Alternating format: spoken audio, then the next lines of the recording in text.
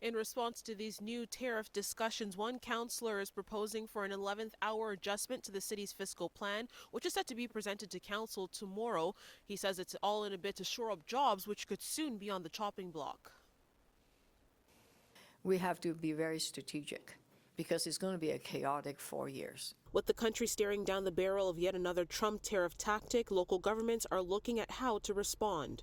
We are reserving $3 million for councillors to look at ideas on what needs to be done. We're totally open for councillors' participation, absolutely, because together we are stronger. The mayor is looking at ideas, but Councillor Brad Bradford is calling for immediate action within the budget that will be presented to council tomorrow, asking for it to be amended to include a 25% property tax cut for industry and small businesses, which he says would offer urgent relief to nearly 3,500 industrial businesses across the city, an average savings of about 10 grand per business. They deserve more than symbolic words of encouragement.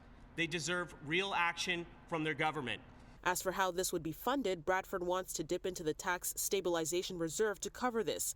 The mayor, though, doesn't appear to be sold on this idea.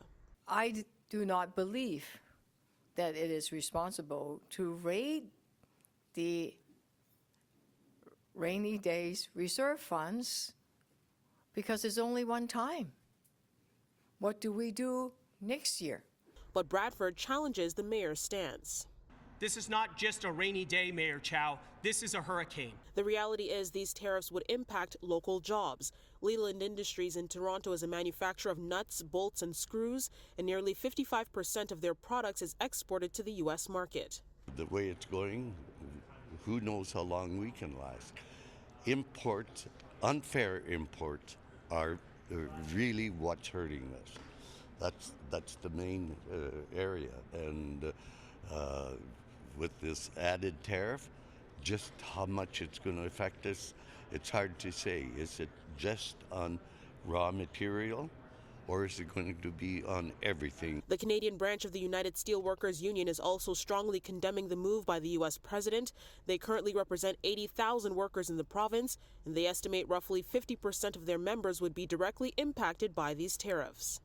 Trump has thrown our entire supply system and economics into chaos with his on again and off again tactics, and it's workers and their families who will be paying the price. Now, Councillor Bradford says he's reached out to other councillors about his plan. He says they appear to be receptive, but ultimately it will be a wait-and-see approach when it is finally presented tomorrow.